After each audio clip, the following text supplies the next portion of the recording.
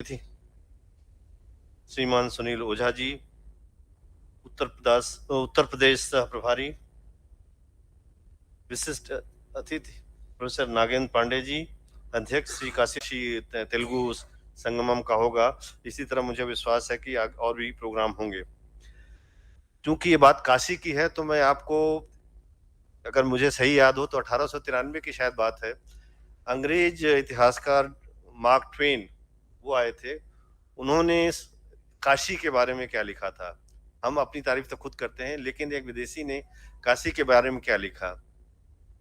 उन्होंने कहा कि काशी इतिहास से बड़ी है, संस्कृति से बड़ी है, अगर जितनी भी चीजें हैं दुनिया में सब मिला दी जाए तो उससे भी उसकी दुगनी बड़ी है। तो ये काशी की महत्ता है, ये उन्होंने उस समय कहा था।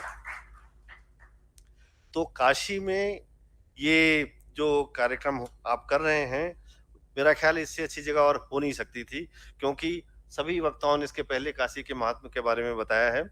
तो ये सामयिक विषय है और त्रिपाठी जी ने दैविक, भौतिक, आध्यात्म और सबकी बात की जो कि काशी में हैं। उन्होंने तीर्थ स्थलों और देवालयों की भी बात की। उन्होंने बात की 12 ज्योतिर्लिंगों की, जिसमें काशी मुख्य है और कहा जाता है कि बाबा के त्रिशूल पे ये काशी बसी हुई है। और जैसा कि बताया गया कि मैं तो एक शल्य चिकित्सक हूँ, और कभी किसी ने हमसे पूछा कि साहब जब आप लोग हाथ धोते हैं तो उसमें क्या करते हैं।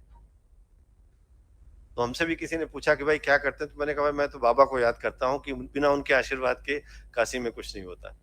तो हम ये मानते हैं कि बाबा का आशीर्वाद हम लोगों को हमेशा मिलता रहता है। इसी तरह सप्तपुरियों की बात हुई, क्योंकि ये दोनों चीजें काशी से रिलेटेड हैं इसलिए उनके बारे में कहा गया। लेकिन हमारे सनातन धर्म में कहा जाता है कि आप चार धाम, सप्तपुरियां, 12 ज्योतिर्लिंग और शक्तिपीठ का दर्शन न करें तो अधूरा है, ये जन्म दोबारा आपको आना पड़ेगा। तो फिर जैसा कहा गया कि काशी एक मोक्षदायिनी नगरी है, ये ज्ञान की नगरी है, और की क्या और महत्ता है। प्रोफेसर बरखड़ी जी ने बताया कि 8 साल पहले कहा गया कि अच्छे दिन कब आएंगे, लेकिन आज मेरा ख्याल है आप सभी अगर न्यूट्रल होके सोचेंगे तो अच्छे दिन आ रहे हैं। मेरा किसी पार्टी से लगाव नहीं है, लेकिन जो आप धरातल पे देखते हैं, जो इंफ्रास्ट्रक्चर डेवलपमेंट हुआ, और उन्होंने ये भी कहा कि अब लोग बदलाव की अनुभूति कर रहे हैं जो कि दिख रहा है।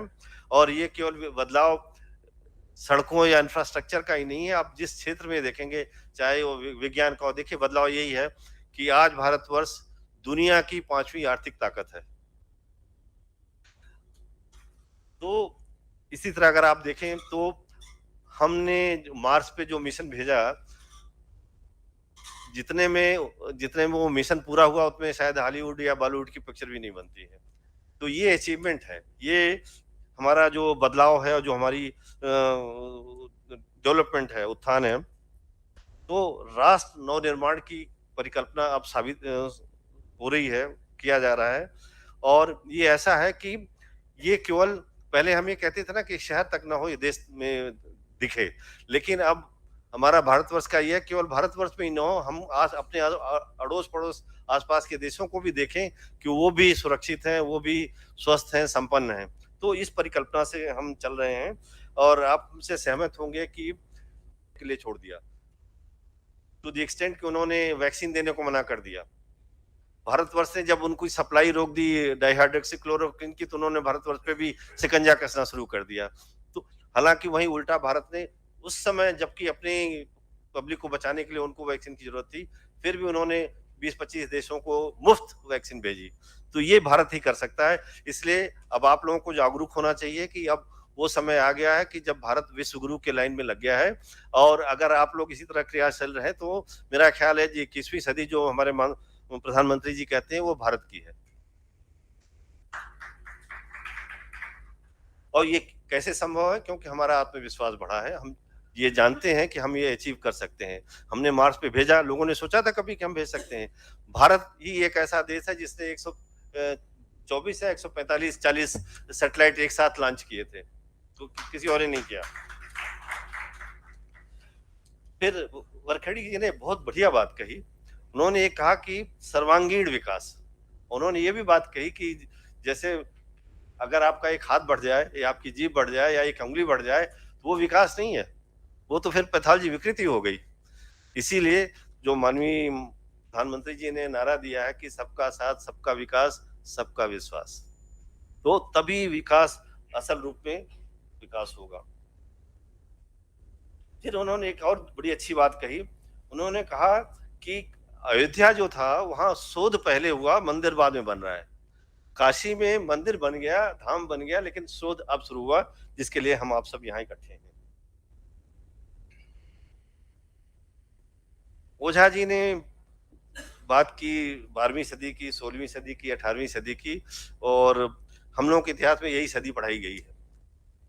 और एक बार अटल बिहारी वाजपेयी साहब अफगानिस्तान गए तो उन्होंने कहा भाई कि हमको गजनी जाना है। तो अफगानिस्तान के लोगों ने कहा भाई ये गजनी क्या है?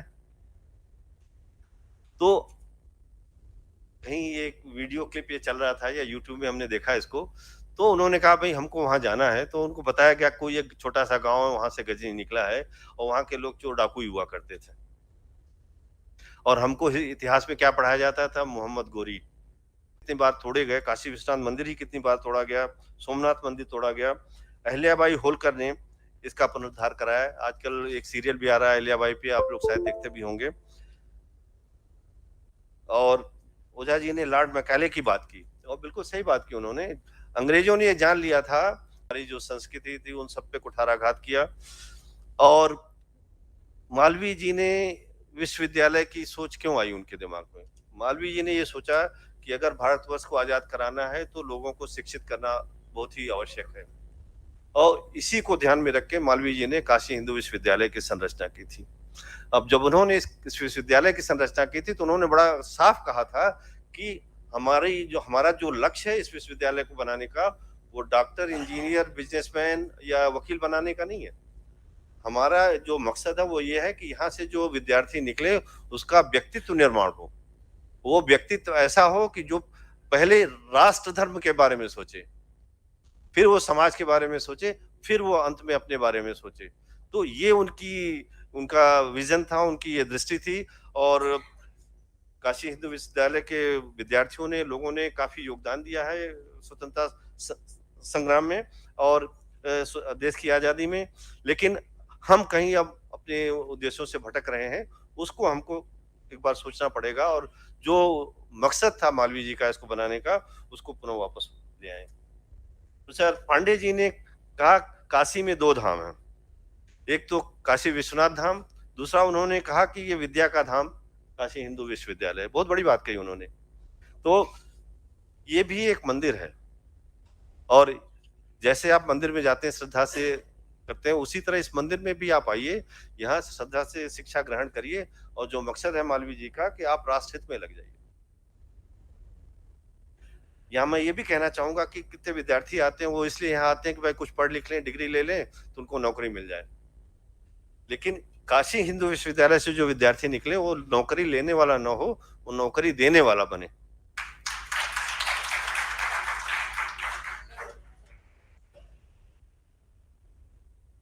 और इसी सब को ध्यान में रख के ये शिक्षा संस्थान सब बनाए गए। जैसा कि पांडे जी ने बताया कि ये काशी एक ऐसी नगरी है जहाँ पे कि बौद्ध, जैसा आप जानते हैं कि उन्होंने अपने 5 शिष्यों को यहाँ पे उपदेश दिया था, पहला उपदेश यही दिया था। तो ये क्यों दिया? क्योंकि ये शिक्षा की नगरी थी। इसी तरह जैन धर्म के बारे में पांडे जी ने बताया। तो काशी की महिमा अपार है, वो उसको यहाँ हम शब्दों में और इतने कम समय में वर्णन नहीं कर सकते हैं। फिर उन्होंने बताया 69-70 का उस समय, ये हम लोगों को भी ध्यान है कि 2 काफी महत्वपूर्ण किस्से हुए काशी हिंदू विश्वविद्यालय के बारे में। एक तो ये था कि हिंदू शब्द हटाने के लिए हुआ था। उस समय भी काफी हड़ताल चली थी और केंद्र सरकार को वो अपना वापस लेना पड़ा था। मेरा ख्याल है शायद इंदिरा गांधी जी के टाइम में हुआ था और वो पास भी हो गया था, बट बाद में विड्रॉ हो गया। दूसरा, जैसा आपने कहा कि हिंदी का था कि हिंदी हटाओ, तो लेकिन अब देखिए वही मैं जो बात कर रहा था, पांडे जी ने भी वही अपने उद्गार दिए कि यहाँ से आप गुदौलिया तक चले जाइए, हिंदी नहीं दिखती। तो बात सही कहा उन्होंने कि हम अपने देश में हैं, कहीं और हैं। हमको सुन के बड़ी खुशी होती है जब कहीं मैच होता है बर्मिंघम में, ऑस्ट्रेलिया में, कहते हैं भाई यहाँ शक हो रहा है कि ये इंडिया में हो रहा है कि बाहर हो रहा है। लेकिन यहाँ यहाँ उल्टा हो रहा है। तो इसके बारे में भी सोचना पड़ेगा, कुछ करना पड़ेगा। और उन्होंने एक बहुत महत्वपूर्ण बात और कही कि संस्कृति को कैसे बचाया जाए। तो इस पे आपको ध्यान देना पड़ेगा। संस्कृति तभी बच सकती है जब अपनी अपनी संस्कृति को हम फॉलो करें। जब हम अपने वेशभूषा में आए, जब हम अपने दिनचर्या में आए, जब हम अपनी गुरुकुल परंपरा में आए। ये सब जब तक नहीं आएगा तब तक हम अपनी संस्कृति वापस नहीं पा सकते, और वो नहीं पा पाएंगे तो फिर हम विश्वगुरु शायद वो जो है उसमें और समय लग जाए बनने में। आपने सन्यासी के सेवा भाव की बात कही, आपने काशी की बात की। मैं प्रयाग से आता हूँ और मैं एक गांव से आया हूँ। तो मुझे याद है कि हमारी दादी हुआ करती थी और दिन फिक्स होता था, 1 या 2 दिन वो कोई सन्यासी आता था और उसके लिए खाना बना के रखा जाता था। और जब तक वो सन्यासी खाना नहीं खाता था, हमको खाना नहीं मिलता था कि नहीं वो आज वो सन्यासी आएंगे। तो ये परंपरा थी जो आप करें, और सन्यासी का यही था कि उसका अपना कुछ नहीं था। तो मैं ये भी कहूंगा, हमारे विशिष्ट अतिथि हैं और आप न्यास परिषद के अध्यक्ष भी हैं।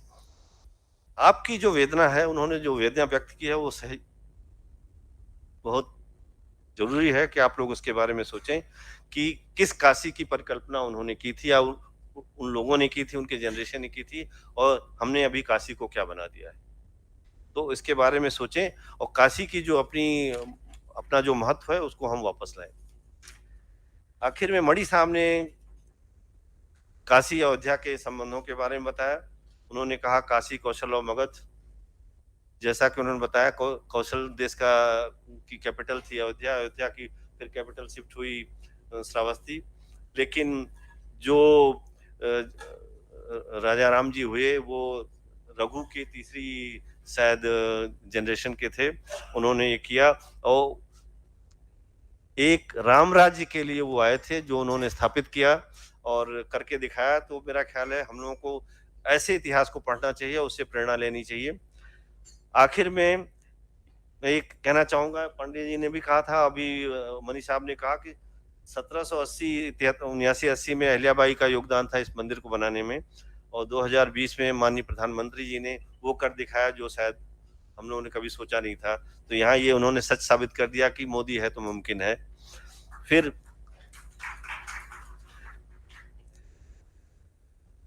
मनी साहब ने ये भी कहा कि काशी में अविमुक्तेश्वर मंदिर है, उसकी महत्ता उन्होंने बताई। और उनसे मतलब उचित आदमी कोई और नहीं हो सकता जिन्होंने खुद 2003 और 2021 में खनन किया और जो उनको सामग्री मिली वहां से, अयोध्या से, और जिसका कि ये नतीजा है कि आज वो मंदिर की परिकल्पना हम कर पा रहे हैं और उम्मीद है कि जल्द ही हम उसका दर्शन भी कर सकेंगे। इन्हीं शब्दों के साथ एक बार पुनः प्रोफेसर वरखेड़ी जी और त्रिपाठी जी को मैं हार्दिक बधाई देता हूँ और उनका आभार व्यक्त करता हूँ कि मुझे यहाँ आने का मौका दिया। धन्यवाद।